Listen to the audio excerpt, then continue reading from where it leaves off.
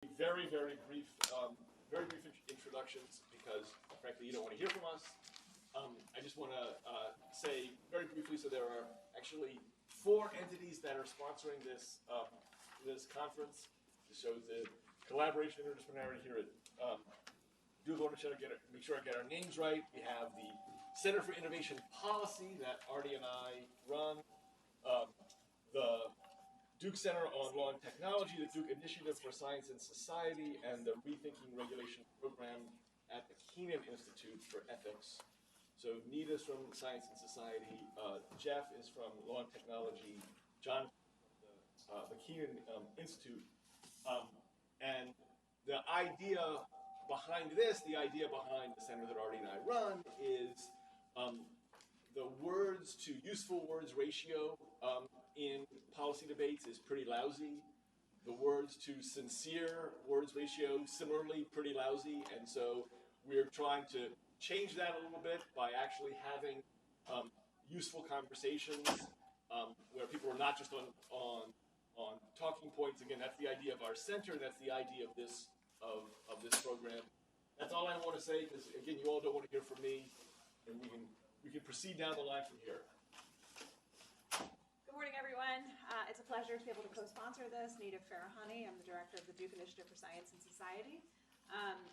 One just quick note, besides being pleased to be able to co-sponsor this, we also have a big program we run at Science and Society called SciPol, which you can follow at scipol.org or scipol.duke.edu, which has Michael Kenan, who's going to be speaking with us today, as a vertical lead of AI, where we're tracking policy developments in AI and robotics. And hoping to do exactly as Stuart said, which is to help advance the conversation in that space and others around science, science policy, and more broadly, the integration of science and society. Welcome and thank you. Jeff Ward, direct the Duke Center on Law and Technology. Also teach a class here at the law school called Frontier AI and Robotics, Law and Ethics. As part of that, have the benefit of integrating with people like Michael and Buzz and others and through these different networks. I think this is an example of how our different groups work together so frequently. And so I just wanted to say thank you so much for being here, and I'm really excited for today. Hi, I'm Jonathan Wiener. I co-direct the Rethinking Regulation program, which is a university-wide program based at the Kenan Institute for Ethics at Duke University. And there we work on a whole variety of regulatory analysis and policy and institutions questions, including notably trying to do better at incorporating learning into regulatory systems so that regulation is not only a one-time decision, but a process of sequential updating, incorporating new information, adaptive regulation. And that relates very closely to situations in which we think we're going to learn a lot about emerging technologies, emerging risks. And so we're really pleased to be part of this, this conference today. Really delighted to welcome all of you, expecting to learn a lot today as well. And for 4 centers on the 4th of May, the main thing I want to say is may the 4th be with you. And now I'm going to hand off to my co-director of Rethinking Regulation, Professor Laurie Bennear, who's going to moderate the first session. So we're going to get up and move. Oh, we're moving. Okay. Yes. The panels will be One of you here. can take my seat. We'll play musical chairs. I will take your seat. Oh no, there's going to be a fight over Vince. I have a. That's not you. And also, this is all being webcast, by the way, so You can. FYI. Yeah, why don't you switch down one? Right there. Yeah, Cary, we'll put Cary here. Vince, it's almost like we know what we're doing. Do we have a hashtag? As it. The hashtag, well, we have multiple hashtags, I guess, but One right would you now. like to create one? Hashtag AI admin state, or I don't know. You gotta figure Yeah, it why out. don't we do that?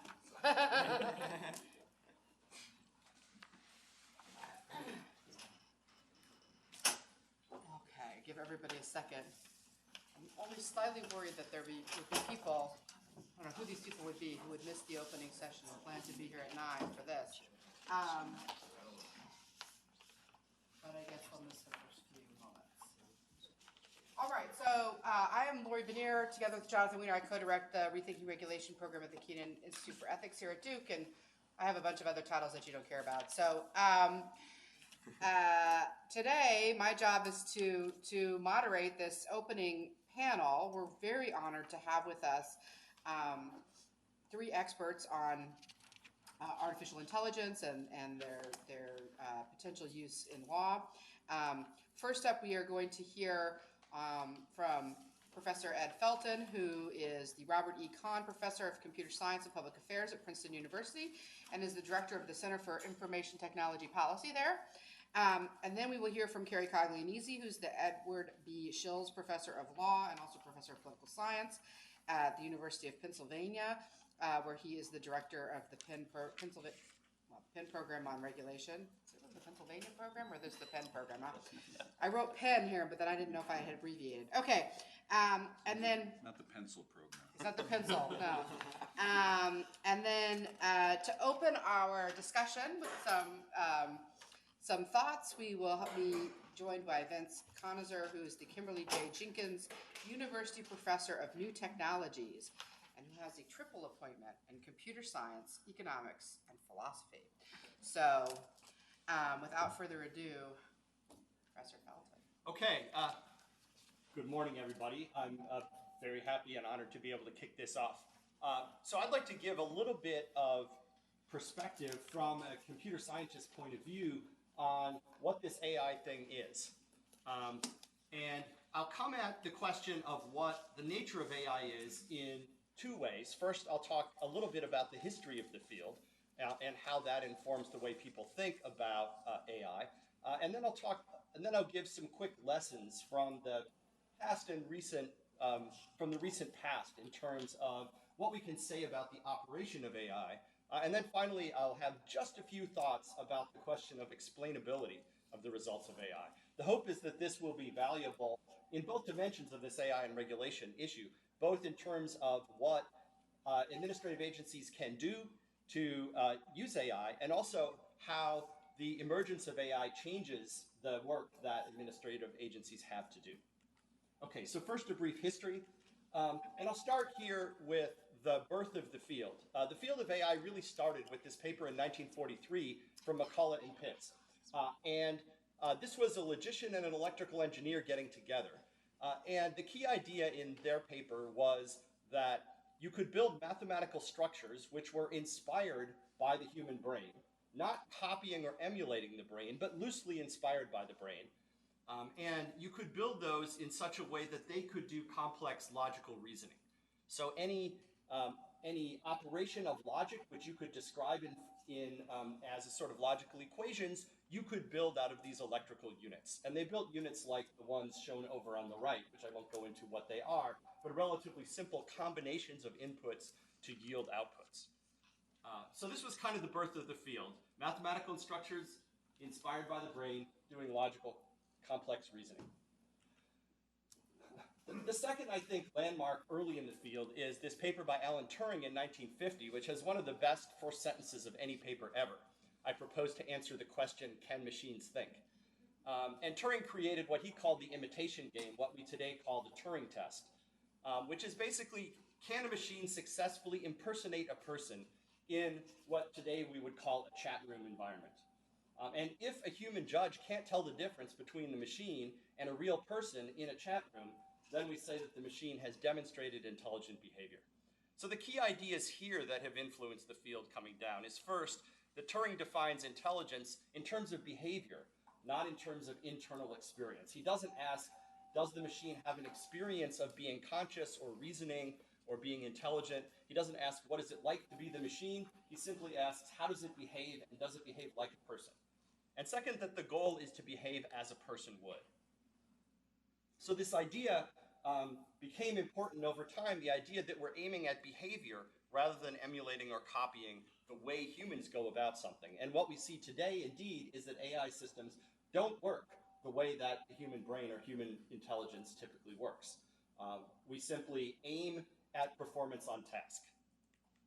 All right, so fast forwarding through the next 50 years of history, we saw slow but steady progress. We saw these big waves of optimism and pessimism, which were mostly decoupled from the actual state of progress in the field.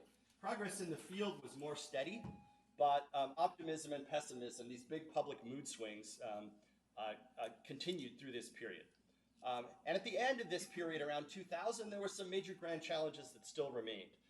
Problems around interpreting complex inputs like image and speech recognition, natural language processing problems like language translation or summarizing a document, playing complex games like Go or poker, safety critical control problems like driving a car. These things were all seen as fairly far in the future around 2000, that experts believed that they would get there, but it would probably take a long time. Now, starting maybe around 2010, you can debate when, there's been a big surge of progress and optimism in the field, which has led to human level, or even better than human level performance on many of those grand challenges, to the surprise even of experts. And this is driven by several factors, by the availability of large data sets, by better algorithms to process those data sets, and by bigger, faster computers that were able to handle all of that. Those factors have come together to enable this surge of progress. Big tech companies are now investing very heavily in AI. There's a lot of popular interest. So that's where we are right now in the field.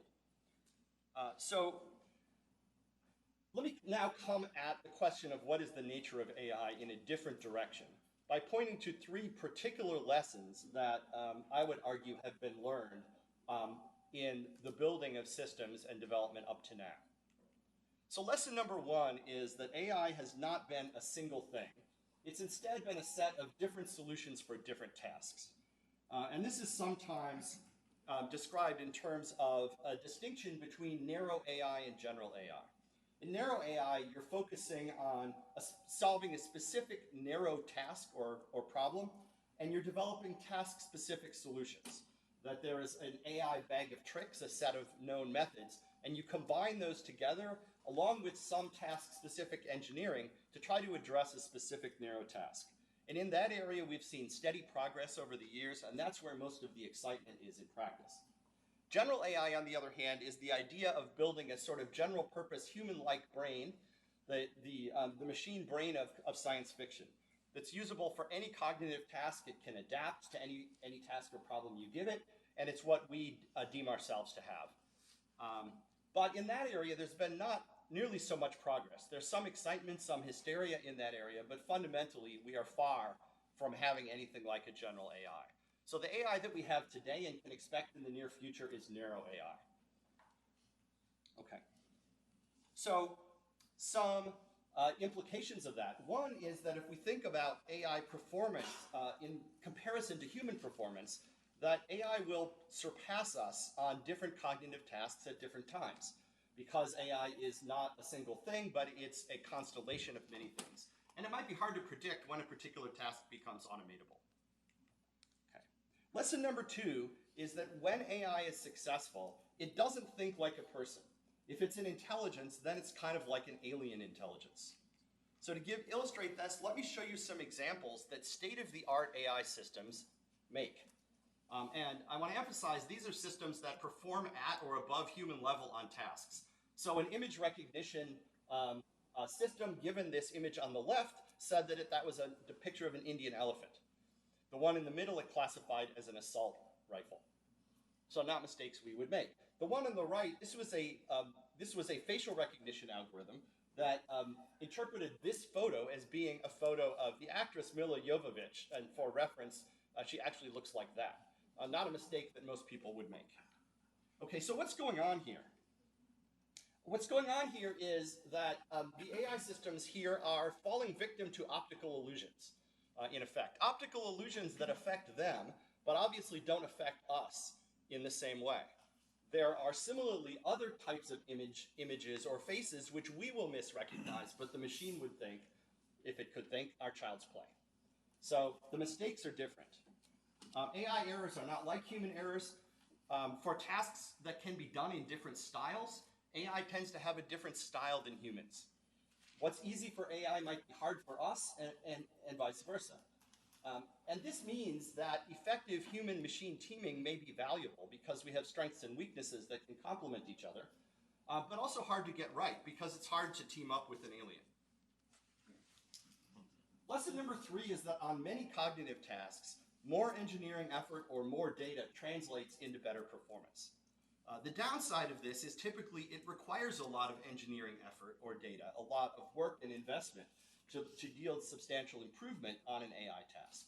That's the downside, but the upside is that when you're willing to make that investment, it's surprising how often it does lead to improvement on task. And that means that in some respects, progress in AI is dependent on where and how people choose to invest in a significant way, not only on sort of the fundamental technical underlying landscape.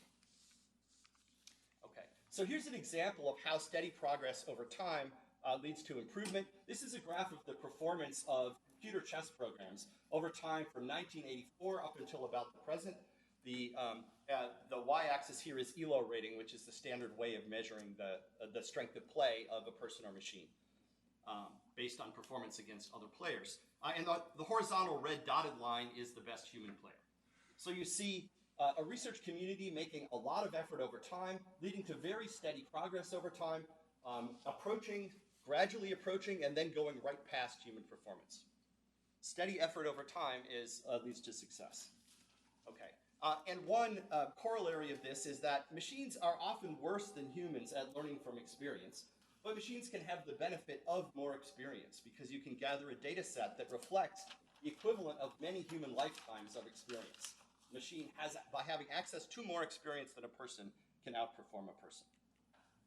Okay, let me move on and just talk for just a minute about this issue or problem of explainability of AI results. People often say that one of the challenges with AI is that it's difficult to explain what it does. We need an explanation, lack an explanation.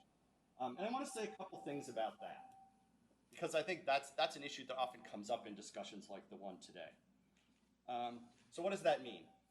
One thing to note is that in some respects, AI systems are much more transparent compared to the other thing we use for making decisions, namely a human brain. The human brain is not that well understood.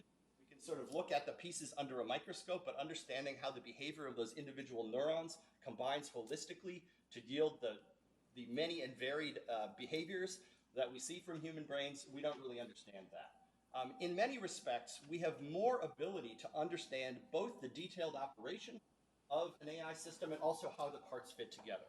So sort of under a microscope at the micro level, AI systems are more transparent than a brain. And this suggests that there may be an opportunity actually to have AI results be more explainable than human results. So the big question here is why then, given all of this, that the AI system may not be more complex inherently than a brain, and that its parts are more transparent than the parts of a brain, why do people complain so much about explainability of AI? And I would argue that when people complain about a lack of explainability, there are actually 4 different flavors of complaints they're making. There are 4 things they might be complaining about. And I think it's useful to tease them apart just a little bit. The first complaint is non-transparency. Here the issue is somebody has explanatory information, but they just decline to give it to you. This is not a new thing with AI. People having information, not wanting to give it to you, you wanting transparency. The second type of explanation is one based in complexity. That here, detailed explanatory information exists, but nobody has figured out a sort of simple and holistic and intuitive way of explaining the algorithm's behavior on the whole. In the same way that the behavior of the human brain or the behavior of an organism in a laboratory may mystify us, even though we can take it apart and look at all of its parts, this is something that can happen. But one of the common mistakes is to think this is always what people mean when they complain about explainability. And I actually think that's not the case. Many explainability results are something other than this. The third flavor is non-intuitiveness. In this case, the system discovered a rule that for making a decision which is statistically valid or predictive, and there's strong evidence of that. We even understand what the rule is so that we could apply it ourselves. But we just don't know why it works. And in this case, sometimes the problem is just that there's some fact about society or nature which we haven't discovered yet, or we don't yet understand. And the machine has locked on to some version of it. So this is a case where the machine may be, in some sense, smarter than us, and we just haven't caught up with it yet. So in the same way that we might not understand the behavior of a super intelligent alien, we might not understand this. And the final type of explainability complaint is actually a complaint about justification rather than explanation. That is, we understand, in this case, we understand how the system works, but we want a justification for why is that fair or reasonable. We want a public reason, as political scientists would say, rather than a causal explanation. We know that this factor and that factor combined according to a rule and got a result, but why is it fair to put a person behind bars or to deny a person credit because of this? That's an entirely separate question, and often when people ask for an explanation, that's really what they want. I think it's valuable to be able to pick apart these different notions of explainability so that we can focus more in a more detailed way on what it is that we want in a particular case. And that's all I have. Thank you. Perfect. Thank you very much. Next, we're gonna clap. It's important to set the norms for these things early. Okay, Cary, you are up. Thank you very much to all the many sponsors of this event for the opportunity to be here. I would like to say at the outset that although Lori said that the panel are experts in artificial intelligence, I'm here really on the administrative law side of the title for today's workshop. And I come to this subject as someone who is a casual observer of the power of machine learning algorithms and artificial intelligence in the private sector, where we all have tangible experiences of the power of Google search and Netflix and Amazon recommendations. We see the progress that Ed just talked about having taken place over the last decade or so with the development of autonomous vehicles. Yet I also realize that there's a great bit of social anxiety about the possibility of a real shift in labor demand for humans with the advent of and the further proliferation of artificial intelligence, about concerns about safety with respect to automobiles and autonomous vehicles. Lots of concerns about privacy related to the big data that are exploited in a lot of these applications.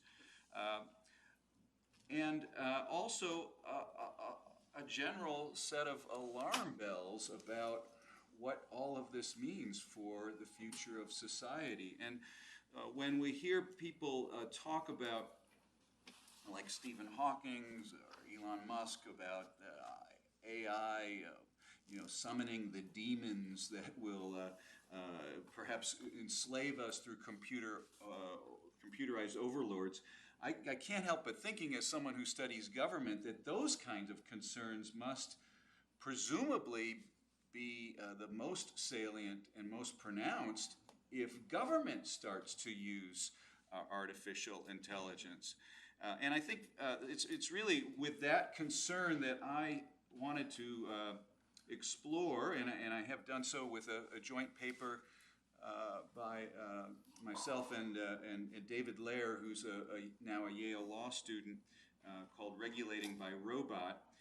We take up the possible concerns from the standpoint of administrative and to some extent constitutional law about the government's use of and reliance on artificial intelligence. And I think there's two aspects or characteristics of machine learning algorithms that make that application in the governmental sector particularly of concern. And one is the explainability sorts of issues that Ed just talked about. These are algorithms that learn themselves, they're not directed in the same way that conventional statistical analysis has been with human modeling, with at least causal inference in mind that might lead to some of the explanations and reasons we're used to having. So this black box nature, I think, of machine learning algorithms is one particular characteristic that maybe creates a little bit more concern in the governmental sphere. And the second characteristic is the possibility of automation and automated decision making. We have a strong tradition, at least in the US, a conception of democracy as government of the people and by the people. And yet, if we can design systems where decision-making, governmental decision-making is automated, that seems to depart from that and raise these concerns about rule by computerized overlords even more salient. So what I want to talk about today is just some ways of thinking and approaching these developments of artificial intelligence from the standpoint of law, prevailing law in the U.S. It may change, of course, and particularly these remarks are aimed at federal agencies who might be reluctant to pursue opportunities to improve decision-making by relying on artificial intelligence, but are concerned about law. And if nothing else, I think that could be said about government lawyers is they are often the ones who are most resistant to change and innovation. And if we can think about clearly about what the legal issues are and see where the pitfalls are, then they can better advise their clients in the government to go forward. And I think at the bottom line, my view is cautiously optimistic, and certainly it will depend on how AI systems are actually designed and deployed, whether they're legal or not. But I think we have no insuperable barriers in the law today. So let me just organize my remarks first by talking about how machine learning might be applied in a way that fits into existing legal categories that are relevant and important for administrative law decision making. And then I'll get to examining machine learning under four major legal principles or doctrines that are relevant: the non-delegation doctrine, due process, anti-discrimination principles, and transparency principles. And then conclude with just a few thoughts about despite what I think is a general green light on the legal front for federal agencies to go forward with the use of artificial intelligence, some things to think about the merits of it. Okay, so let me just present for what will be very familiar to administrative lawyers, but may not be for others, is a division of the world into two types of actions that government agencies can take. They, as a legal matter, can either engage in adjudication, which we would generally think of as individualized decision-making or judgments about particular individuals. And machine learning can be quite useful in this, and in some areas is already being used. The IRS, for example, is already taking advantage of machine learning to help identify which individual taxpayers to target with audits. One could imagine further applications across the federal government in a variety of areas. For example, this isn't being done yet, but instead of having clunky rules about who can pilot commercial airline aircraft, you could have machine learning algorithms could predict the risks of individuals if they were to pilot airplanes. So that could be an example of an AI system applied for adjudications. Could we actually see machine learning also used on the other side, the second type of major action that administrative agencies can take, rules? Well, here I think it's going to be a little bit different. You'd have to integrate machine learning algorithms into maybe more of an agent-based modeling structure, but it might be possible. And here we are thinking, have to think a little bit more imaginatively, but it might be possible for rule systems to be developed such that they automatically actually select particular rules. It might be actually very advantageous in in areas that are highly complex or where high-speed decision-making might be valuable in terms of rulemaking.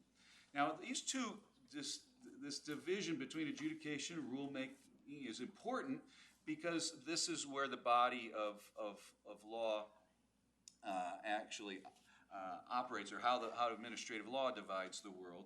But there's also another division that I think is important. In administrative law, there is a doctrine that says where agency actions are committed to discretion, or where there's no law to apply, then there's really no judicial review of what the agency does. And in many areas where machine learning might be applied, they are what I would call in this chart discretionary, in that sense, that they are committed to agency discretion by law. And that's the first column that you have on the left here, that it doesn't matter in this context whether machine learning algorithms are actually controlling decisions, whether they're black box. I don't think that's going to matter at all for these areas that are committed to agency discretion by law. And what's such an example of that? Enforcement. Supreme Court, in a decision called Heckler versus Cheney, has declared that agency choices about which entities, which regulated targets to pursue for enforcement actions is committed to agency discretion by law. Put that to a side then. I don't think that will matter. Then you look at those areas where there is law to apply, and then I think the more problematic areas for law will come into play the more that these systems are determinative of the decision making. Where they are just aids to human decision making, we're really not likely to see much by way of legal implications. So it's really in these the two gray areas on the far right in the middle columns at the bottom where we get into adjudicating by algorithm or regulating by robot. And we can imagine, again, for targeting inspections, right now the PHMSA in the Department of Transportation uses regression models to determine what pipelines to inspect, but possibly you could imagine in the future using machine learning algorithms to make those decisions, or even perhaps to create systems where the algorithm automatically shuts off particular valves, for example.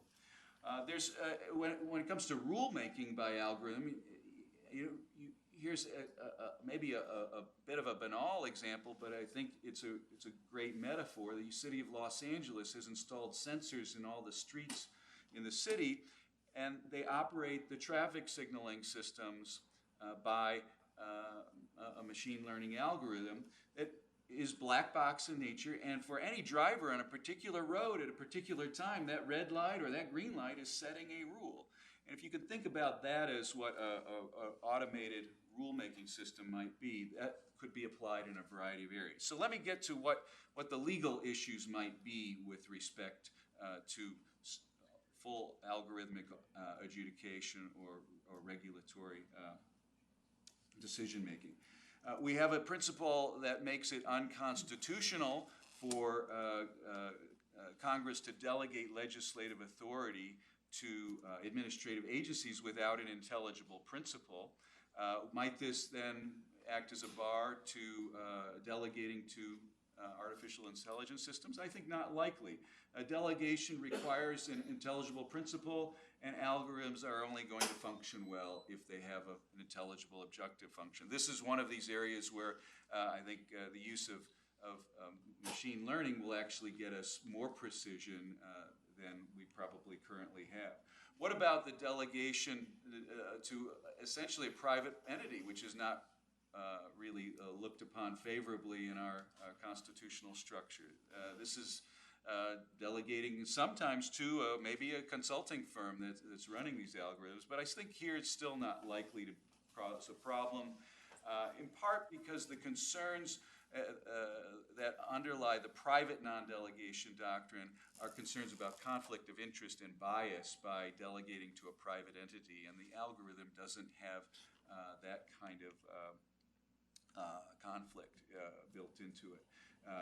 And they are ultimately subordinated to human officials who can decide not to use it in the end. Functionally, this is a lot like a measurement tool, and there's a very clear precedent for the Federal Communications Commission, for example, relying on arbitron rating systems in its decision-making, and this is what a machine learning tool would likely be. Let me turn to due process concerns. Here we might conceive of replacing hearings in front of a human judge or decision maker with an algorithm. Is that problematic? I think not likely here, because the test is a balancing one under Matthews v. Eldridge, where the courts are supposed to weigh the private interests at stake, the accuracy of the procedure, in this case it might be an algorithmic procedure, and the cost of that procedure. And I think on the last two grounds, which are really the ones that machine learning would affect, they'll do presumably better. If it can be shown that the algorithm is more accurate, and it presumably will be less costly probably than human decision making, it's likely to fare quite well on due process grounds. That said, there might be need for some kind of rulemaking to take place to approve and vet the algorithm itself, so that there is some oversight about the parameters and objective functions and the structure of the algorithm. What about anti-discrimination principles? At the federal level, this requires not only disparate treatment, but also discriminatory intent. And I think quite frankly, because of the black box nature and the automated nature, where it's creating some distance between the humans and the algorithm, that actually will make the use of machine learning algorithms probably clear through this legal principle, if not as easily, not more easily, maybe at least as easily. Because just using a variable in the data that may relate to what would otherwise be a suspect class does not necessarily amount to what is a suspect classification, which is what the current doctrine prohibits. And suspect classifications arise when a variable related to a suspect class is categorically used to advantage or disadvantage somebody based upon that trait. And it's not clear under the non-parametric nature of machine learning algorithms that that's the case, and it's not necessarily the case that there's any circumstantial evidence from intent here. Obviously, if there is clear animus in deciding to use an algorithm, that will be problematic. But absent that, I think federal agencies shouldn't be too worried on that front. Finally, the transparency grounds. I think Ed did a really nice job of explaining various different dimensions of transparency, and there might be concerns that, especially when algorithms are used to create new rules, that perhaps it won't satisfy the standard for reason giving that the courts demand under the Administrative Procedures Act, arbitrary and capricious standard. But I think that's also not likely to be a problem in most cases. It is true that the courts have demanded that the assumptions and methodologies behind complex mathematical and scientific work that agencies rely on be put forward. But it's also clear, the Supreme Court in the Baltimore Gas and Electric cases said that when there's this kind of complex scientific or expert work involved, the court should be their most deferential. And I think it's possible to also see that there's FOIA exemptions that might come into play here that wouldn't act as barriers. There will, though, I think, be good practices that agencies should engage in particular, to avoid the kind of withholding of information that is available that Ed talked about. I think good practice would include ferreting that out. All right, so I think on these three major principles, machine learning should have, generally speaking, again, with all the caveats of how it's being deployed, a green light for federal agencies to go forward and use it. Should they? That's ultimately, I think, the question is more than even the legal one. And I think on the legal front, there's reason to be optimistic. There should be certainly some safeguards and good analysis that stands behind the use of machine learning algorithms by government, but that's true for anything that government does. And government itself is algorithmic, either the algorithms that are operating in the human minds or the organizational and institutional algorithms that make up decision-making within governments. And I think the choice really is not one between some ideal with human decision-making in the current governmental process versus this foreign and untried use of machine learning, but really one between algorithms against algorithms. And if machine learning can do better in some cases, I think government agencies should try to pursue that. I'm cautiously optimistic. Thank you.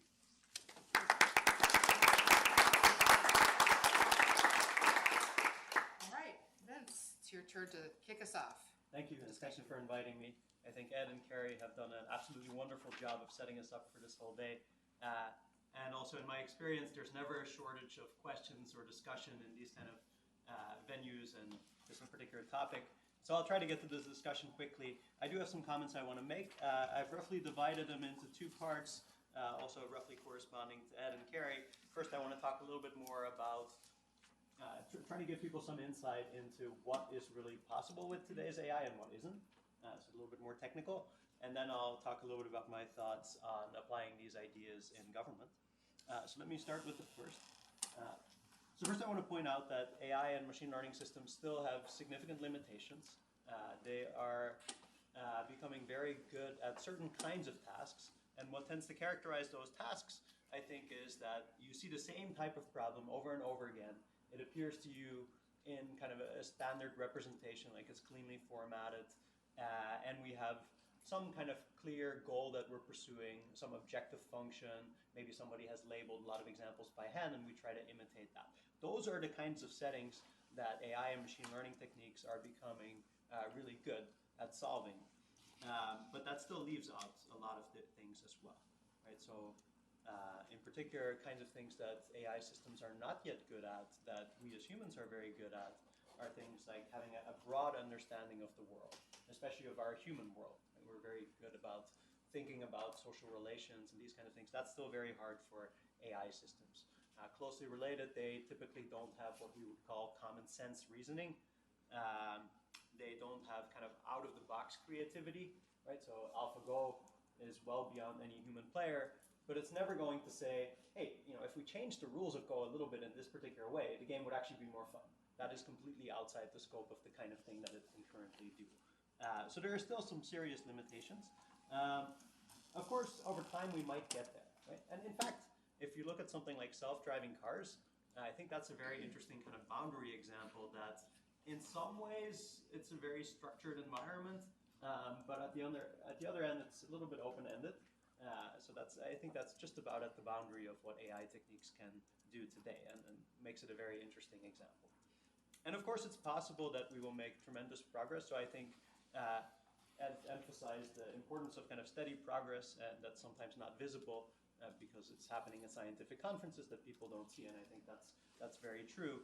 At the same time, I think even those of us really working in AI can sometimes really be surprised by the progress that's happening in one particular area or another. Right? So the resurgence of neural networks, I think, was a huge surprise to many people. A little bit before AlphaGo, also, if you remember Watson at Jeopardy, that was a huge surprise to me. I did not think that would be solved anywhere near that soon. And also, kind of like Ed said, it solved it in kind of a weird way that it made mistakes that you just really scratch your head about.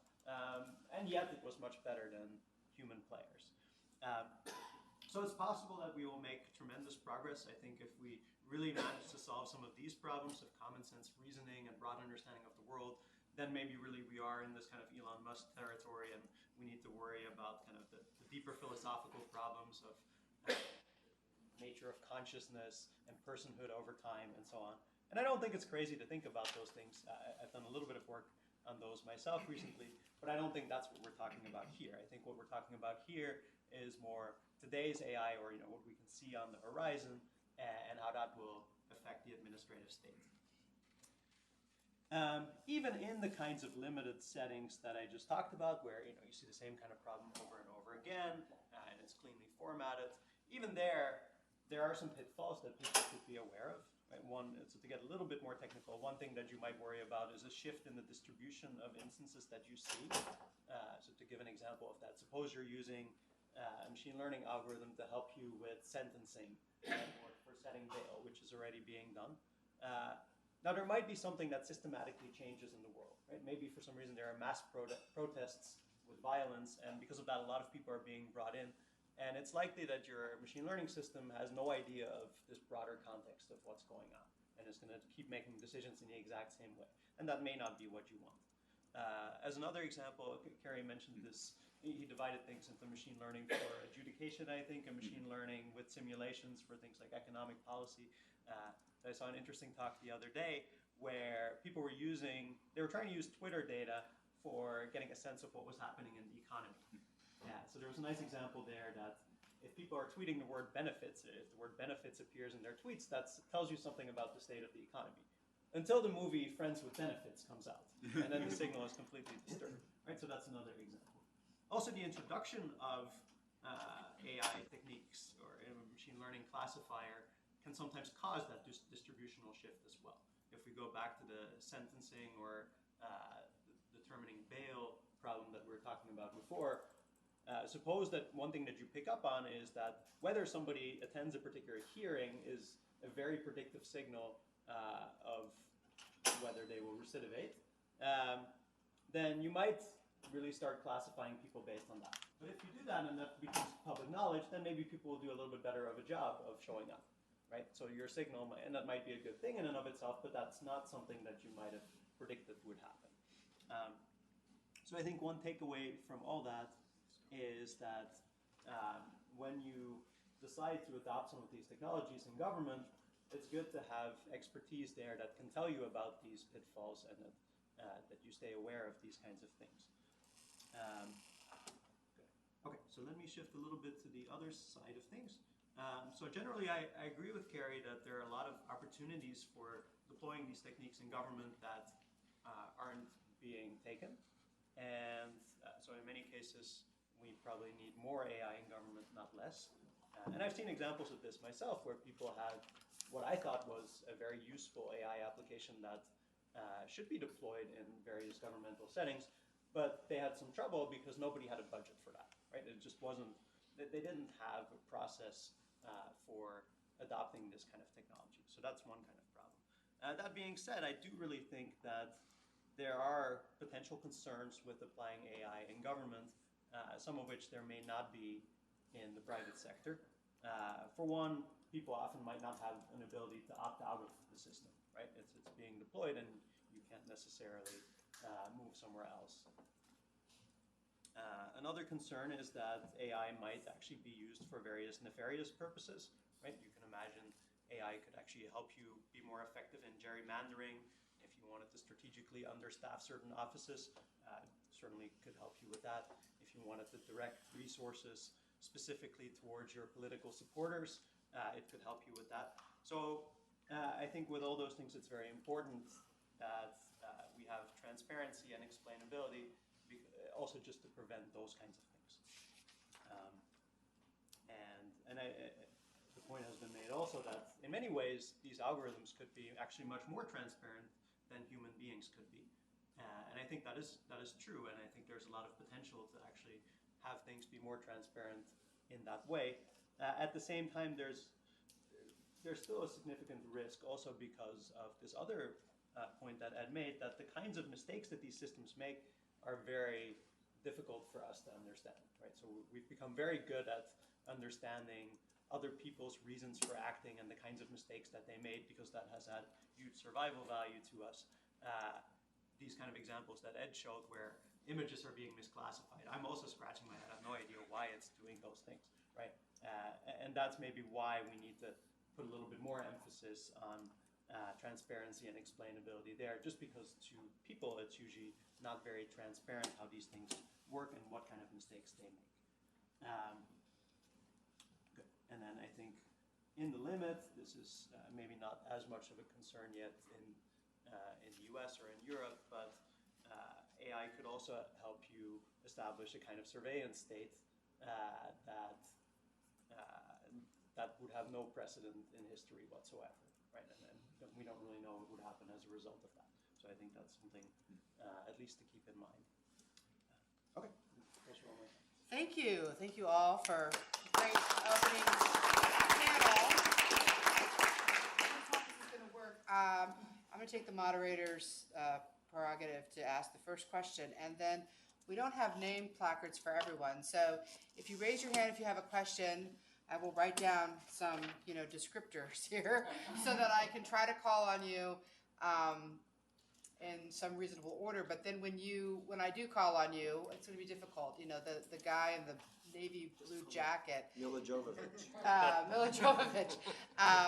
If you could just introduce yourselves, and then, future moderators will perhaps have the benefit of experience and get to know a few more names, okay? So my question, I'm hoping it will actually tie together some of the stuff that Cary and Ed talked about. So Cary, you had a nice graphic up there. It was a 2x3 as opposed to your normal 2x2s, where you talked about discretionary decision making that the agencies have, and there's not judicial review for those, and you sort of thought that was an area where AI would not be with a legal issue, which I'm not a lawyer, so I will defer to you on that. But I do wonder if there's more concerns in that space about some of the ethical issues tied to explainability. So if you're using AI to make decisions about targeting enforcement activities or audits or things that affect individual entities of some kind, I think that, at least for me, there would be some concerns. Potentially, going back to Ed's 4 flavors of complaints about explainability, maybe on the transparency and complexity, but certainly on the justification, right? Can you explain to someone why that's fair or reasonable? And so when we hear about these use in the private sector, I feel like that's often the case. Like, people get denied a job for some mysterious reason because the background check is run and they don't understand, they don't know. There's a lack of transparency about what the algorithm is doing, and then there's a lack of justification for why that matters. And if we use that in a government setting to target particular actions, I think that the ethics of that seem to be somewhat questionable, even if the law is not. Well, let me just say that there is, I think, any time that a government agency would have evaluated a machine learning tool or artificial intelligence system and determined that it will, for example, keep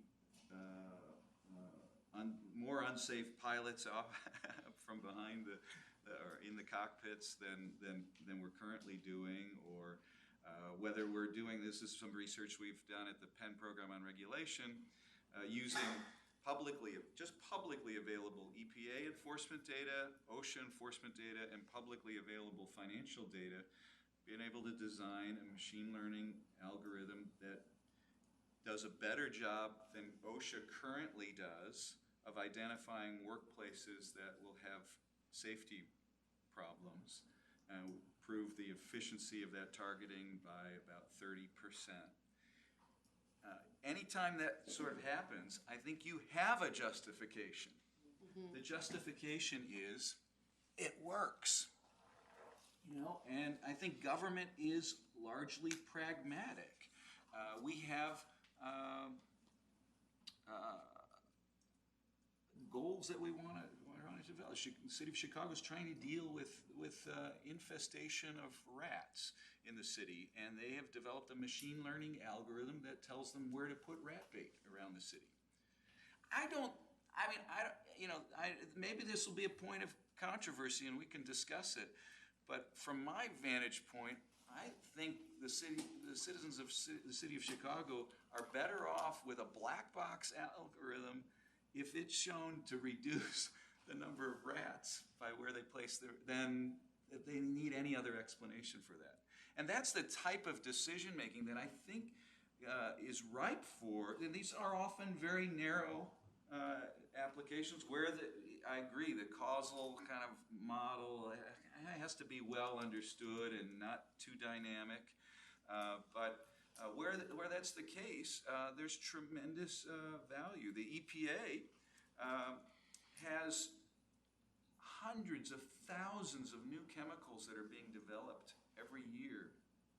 And they have responsibility for determining whether these are toxic or not, likely to be hazardous to human health.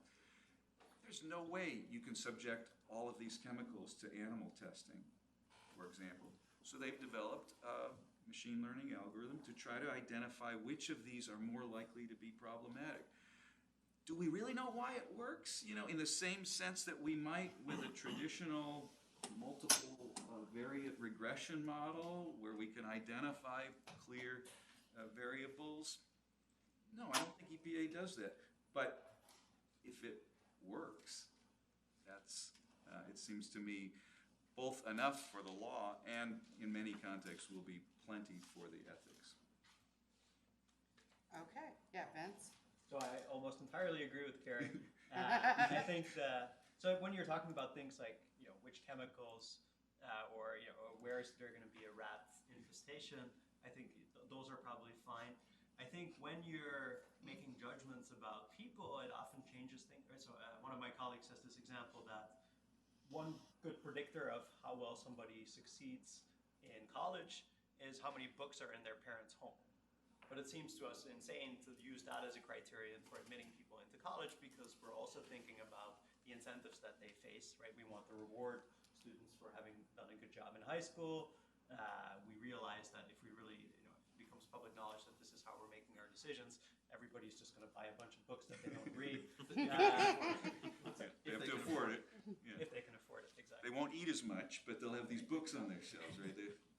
Right. You know. So I think those, if you ask me to try to put my finger on which kind of examples make people uncomfortable, it's not the ones where we're making judgments about which chemicals are likely to be problematic or other kind of physical or you know, non-human judgments. But when we think about making decisions about people, often there's more going into that than just trying to classify correctly. And I think that's where people often get a little bit concerned. And if I may, I am largely in agreement with that. I think that, and this, quite frankly, is not so much a legal limitation for the application of machine learning in government, but I think it's a social one. I think the example you gave about, say, college admission, for example, that's one where we actually have multiple objectives. And we haven't, as a society, really sorted out what the priorities and trade-offs ought to be on those multiple objectives. And one thing that law has done to make something, again, it's a pragmatic adaptation of a legal system. We have accepted what Cass Sunstein calls incompletely theorized agreements. And the law, for example, comes up with all sorts of loosey-goosey language about reasonable accommodations. Why? Because we really, as a society, haven't sorted out with a great precision. And so I think that's a limiting factor. That's going to be very much a limiting factor if we can't really specify in a way that where there's clear social consensus what that objective function ought to look like. Then that's going to limit it. So often when you apply machine learning to settings like this, what the learning algorithm is fundamentally doing is trying to make a prediction, right? It's trying to predict something. And you can ask first, is it predicting that accurately? So in the case of placing rat poison, are you correctly predicting that placing that in a particular place will be effective at getting rid of the rats? Or maybe you're trying to predict what would a human expert do in a particular setting. So there are really two questions to ask in that kind of a setting. One is the prediction accurate? And that's sort of a statistical question. The other is, even if we could predict that thing perfectly accurately, would that be a good reason to support the decision that we're making? Right? In some cases, for example, if we're trying to predict the decision of a particular human decision maker or a set of human decision makers, is it enough? Would that be enough? Would that be reason enough? The thing we're trying to predict, if it were true, would that be reason enough to do what we want to do? And sometimes it might not be. Great. Okay, I open it up to the floor. I got you too. All right. Nicholson Price, University of Michigan. Does it matter that the errors that we're going to see are weird errors? Right? So, Vince and Ed, you both mentioned this idea that the mistakes machine learning makes are not like the mistakes that we make. And so one might think, to the extent that we value an error correction role in the administrative state, in the courts, that these are going to be errors that are not the errors that we're looking for, or not the errors that we know to expect and know how to correct, because instead we'll be seeing, the Mila Jovovich is this random dude, as opposed to, here's an instance where I might expect to see bias on a human decision maker, or might not have taken this into account. Like, does the type of error matter? I think that's right. I think sometimes we have systems in place to catch errors that we think we're likely to make, and they may not catch the kinds of errors that these systems would make. I think that is a real concern. Of course, if you have both a person and an algorithm try to classify this case, and you find that they disagree, then we know that something is up. So in that way, you might actually get more robustness, right? We can try to catch human errors with machine learning, or vice versa, and that might give some robustness to that. But I think, yeah, that is a real concern. So certainly trying to minimize the number of errors, trying to understand, categorize, and prevent specific types of errors is valuable. But there's another aspect to this as well, which is that if we ask a system to minimize the total error across a population, sometimes the way to minimize total error is to push a lot of the error into some specific group. Maybe if we make a bunch of errors over here, we can, within a small subpopulation, we can reduce the number of errors we make across across the rest of the population in a way that reduces the total number. A good example of this is some experience with algorithms that try to determine whether a person signing up for a service is giving their real name versus fake names. And those algorithms have tendencies to misclassify real names as false within groups that have unusual naming practices. So, for example, Native Americans sometimes have different types of names, a name in which the last name is more than one word from the dictionary. That's a pretty good rule across the population as a whole for detecting fake names. But for that subpopulation, it's a bad rule. And so if we're not careful, we could have systems that tend to concentrate the errors in subpopulations in a way that is troubling from a policy standpoint. Can I also add, there's also the possibility of errors being distributed, not concentrated, but diffused in ways that might be problematic.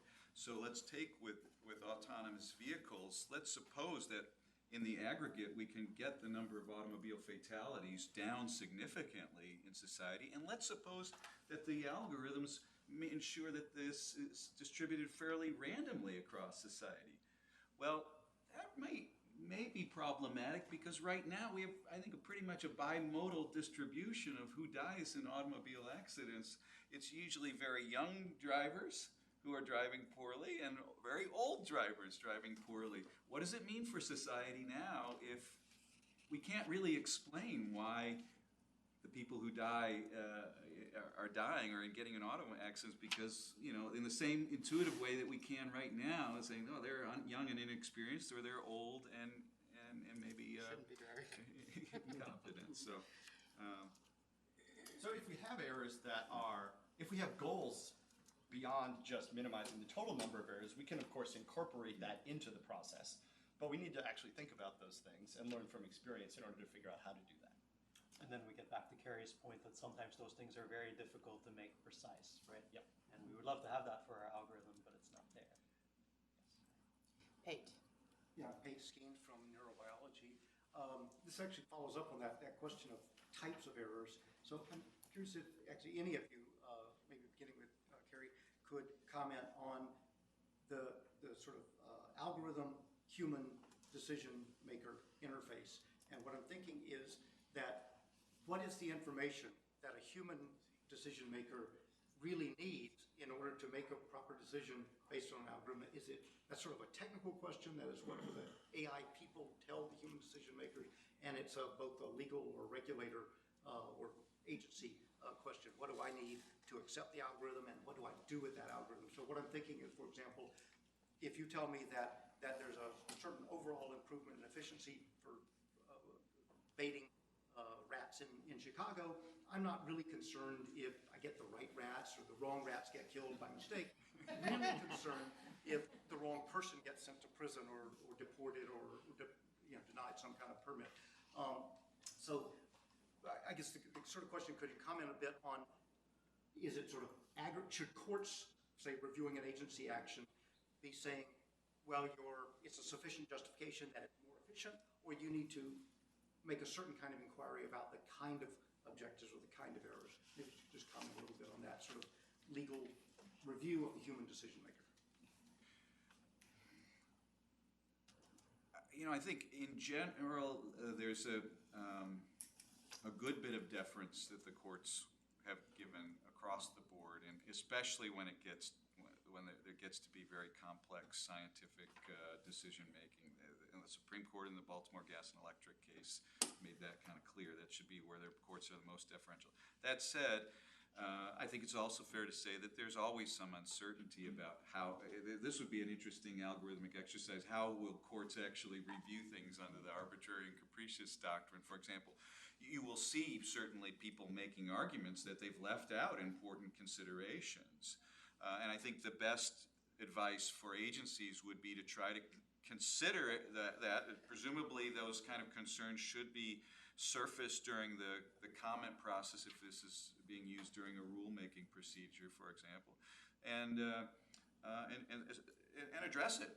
But addressing it doesn't necessarily. I don't think the courts have ever demanded that agencies lock down everything with great precision. In fact, I think we have so many areas in the law where we have these incompletely theorized agreements, and the courts have been largely pragmatic in accepting that.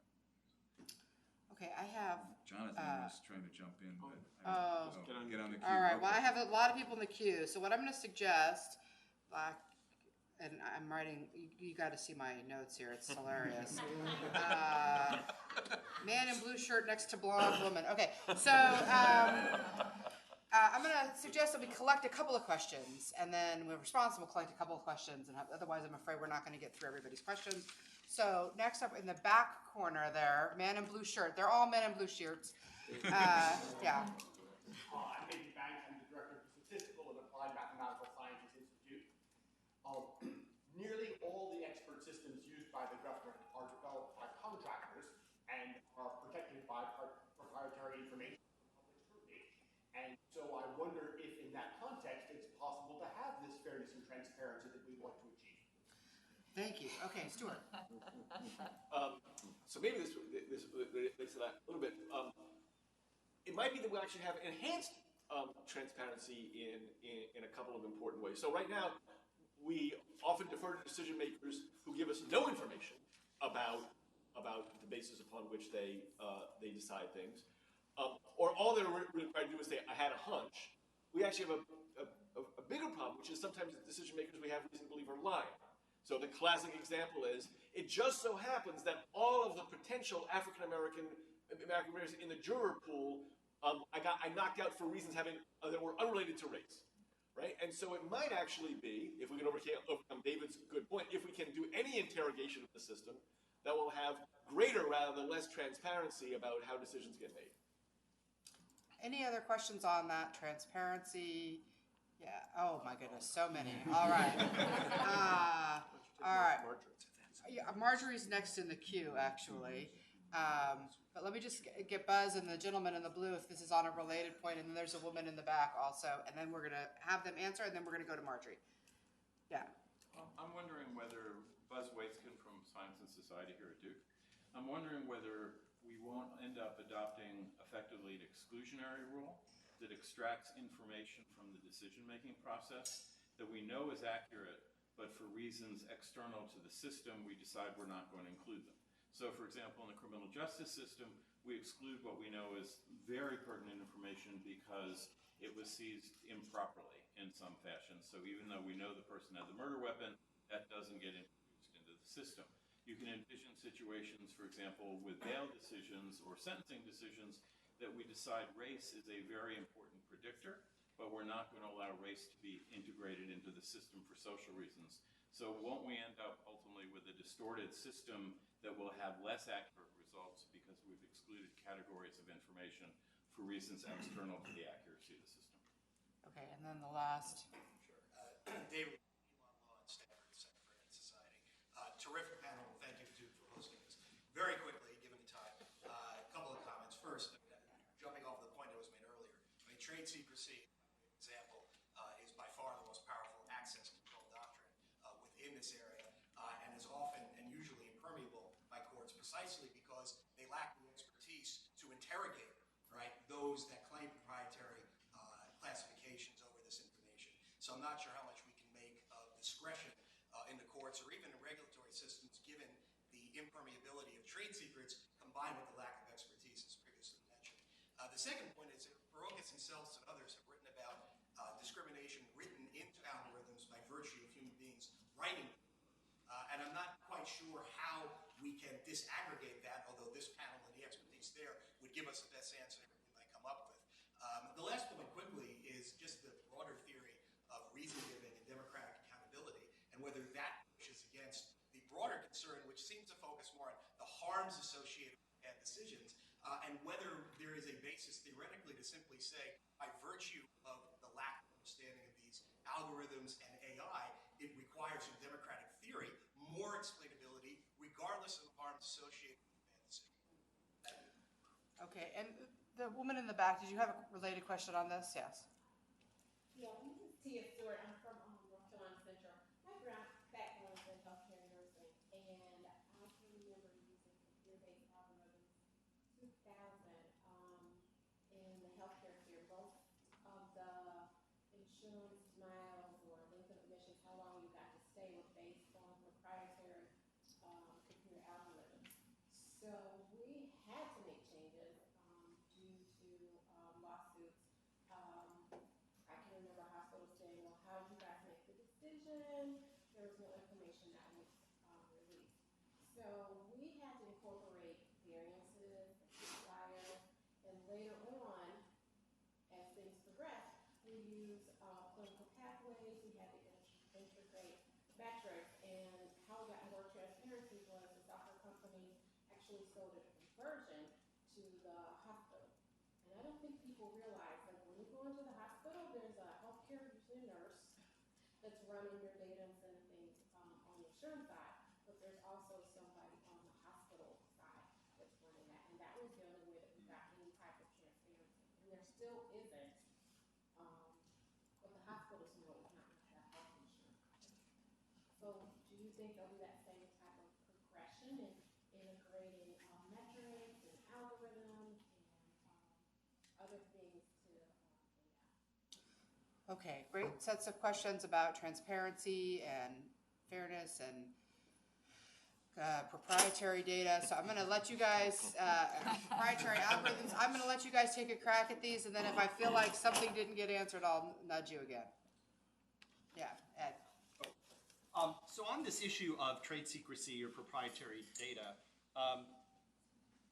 really, I think there's a responsibility of a government agency to deal with this in the contracting procurement process. That if an agency has a responsibility or a need to be able to be accountable, to be able to interrogate a system or provide information to the public, they need to insist on that as part of the procurement of that technology or the licensing of it.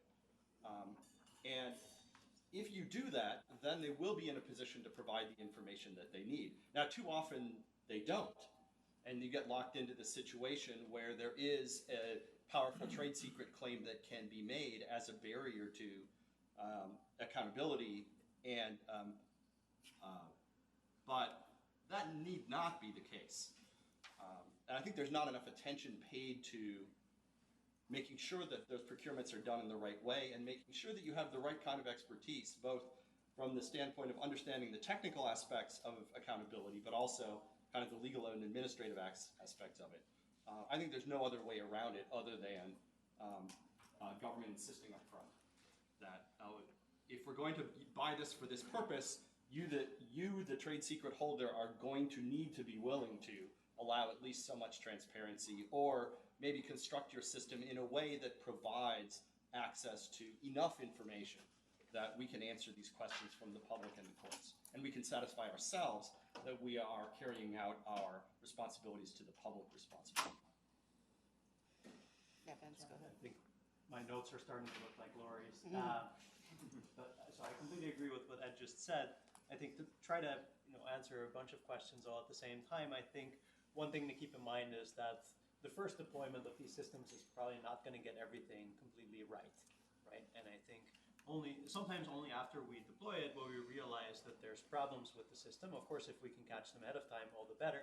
But sometimes we only realize afterwards that, hey, it's taking improper seizure into account that really shouldn't, right? And so we want to be able to update the system.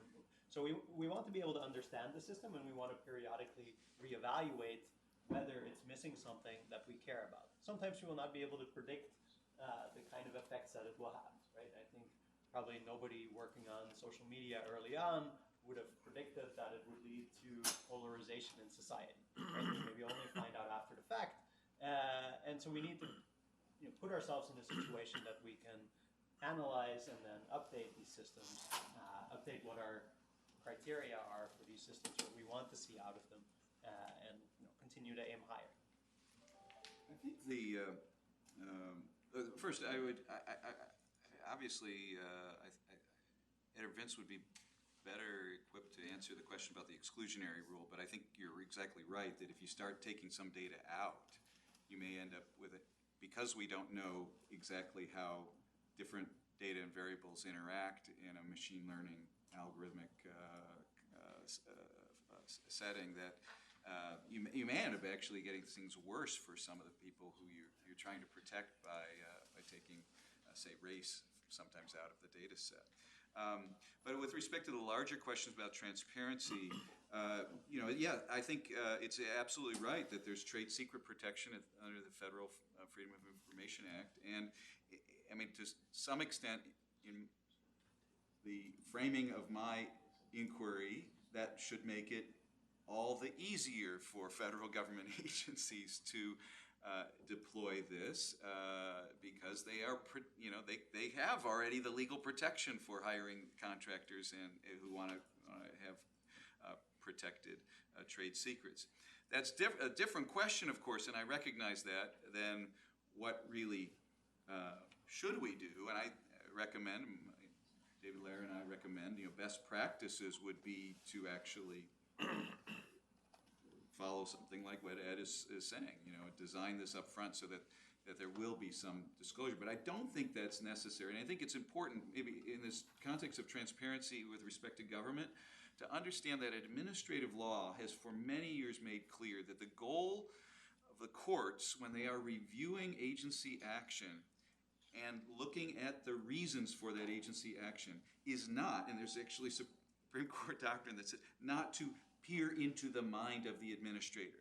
This is not an exercise of finding out exactly why it really did happen, but rather of demanding that agencies put forward a reason for it.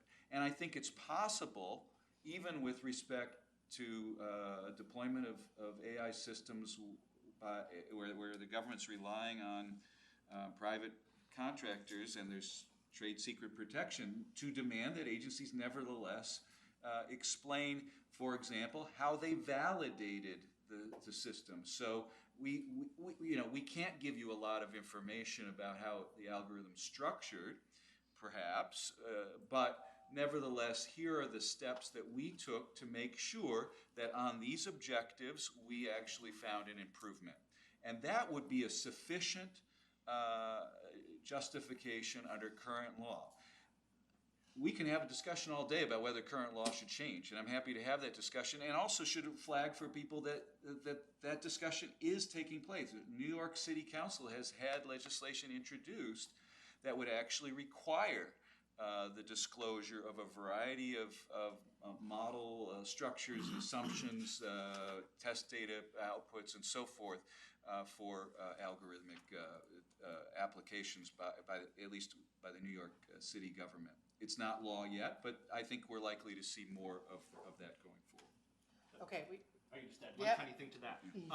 Well, it's certainly right that complete transparency about everything is not necessary, but it's still often the case, if you're not careful, that an agency won't even get enough access or information to do what you were saying they should do. And it's really important to make sure up front that they will be in a position to justify and provide justification. would agree. Okay, we're going to take the last set of questions here, starting with Marjorie. Hi. So I also had a version of the transparency discussion to follow up on, and it was the point about deferring to expertise. In a previous position, I had a project on how to get more science into forensic science, and I learned that a lot of experts who testify aren't really so expert. So in this time of AI mania, I know that Ed Felten is an expert because I followed his work for many years. But there are lots of people who realize this is the hot thing, and they're going to call themselves experts. So what does the law do to get at expertise that's real when it matters? Okay, thank you. In the back on the computer. He knew who I was talking about. I think a lot of climate scientists are finding out that it's not enough to just have good science, but they have to be good communicators. And a lot of decisions that could be made empirically are being made politically. So computer scientists are going to be facing that same challenge, and whether they're ready for this. Great, thank you. Yes, you. The blue shirt next to the blonde woman, that's what I literally wrote down.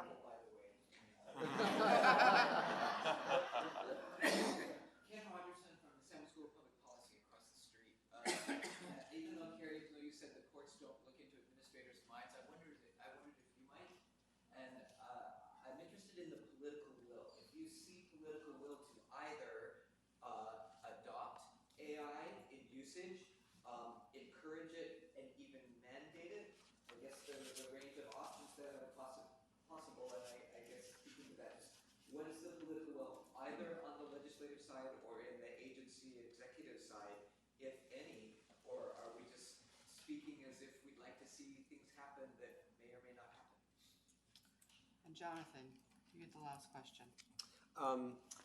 I just wanted to add a little word. I very much appreciated the panel and all of the discussion, but a little bit of pushback against the Supreme Court's Baltimore gas decision, which did say back in the early 1980s, 1980, I think, right, that the courts would defer to the agency when the agency was at the frontiers of science.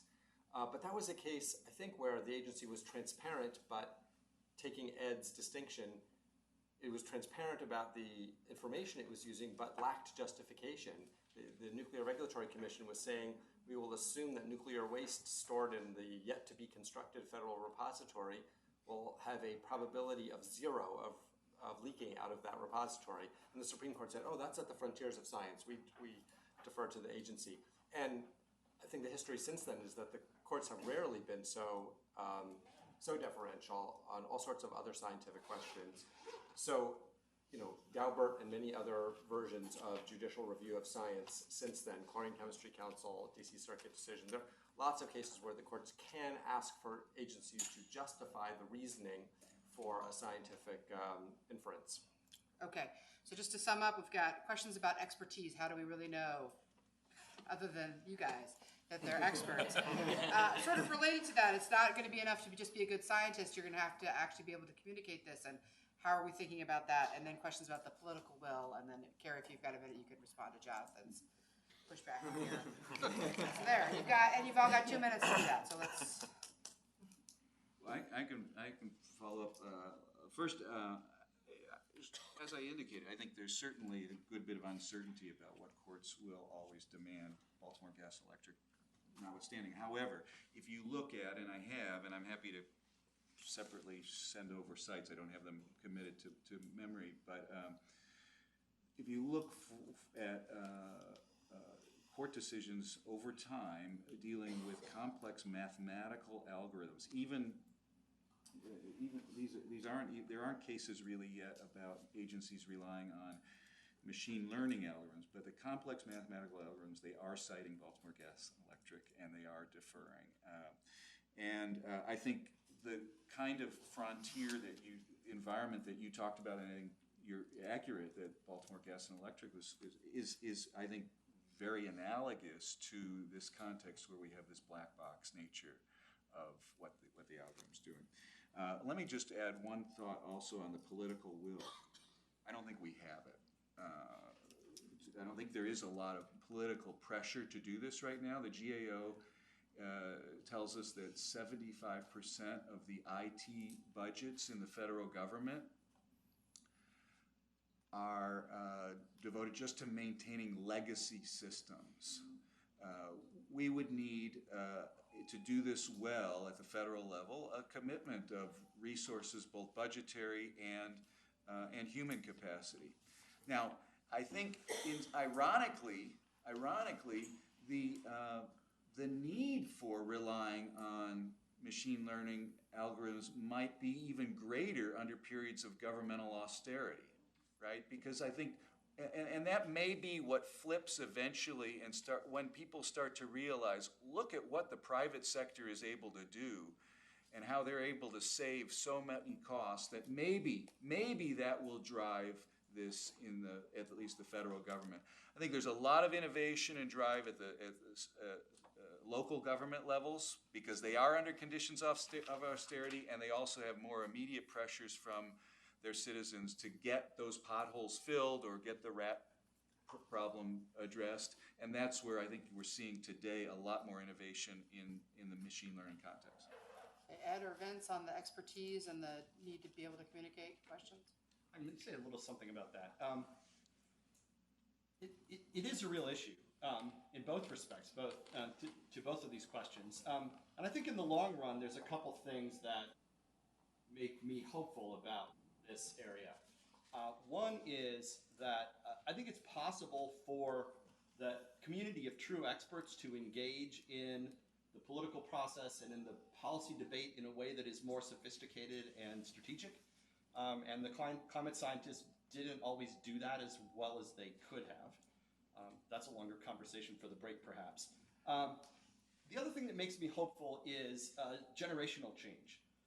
If you go into policy circles, what you find is many of the younger people who are coming up through staff positions do have more background, more of an intuitive feel for these sorts of topics. You know, they aren't all experts themselves, but they are expert adjacent, and that makes a huge difference. They know how to talk to experts. They have a better time understanding who is expert, and so on. And I think as that generation matures into more senior leadership roles, we'll see improvement just because of that. Vince, anything to add? So I think that's exactly right. I think we are seeing more people from AI and machine learning taking part in these debates and educating themselves on it as well. That being said, I think even for young people, even for our students today, right, if you're going through a computer science program, you don't necessarily learn anything about how to communicate about these kinds of things, or more expertise on the other side. And similarly, I think most of our young lawyers don't learn much technical in the way of computer science, AI, and machine learning. Of course, there are people who make a good effort at that, like Jeff over there, but it's still very limited. So I think there is a need for more people, not necessarily everybody. I think that it still makes sense that some people, if that's what they want, that they just receive a very straight computer science education. But I think there is a need for more people to be trained in a more interdisciplinary way to be able to address these kinds of topics. Terrific. Thank you all for an excellent conversation, and thanks to the panel today.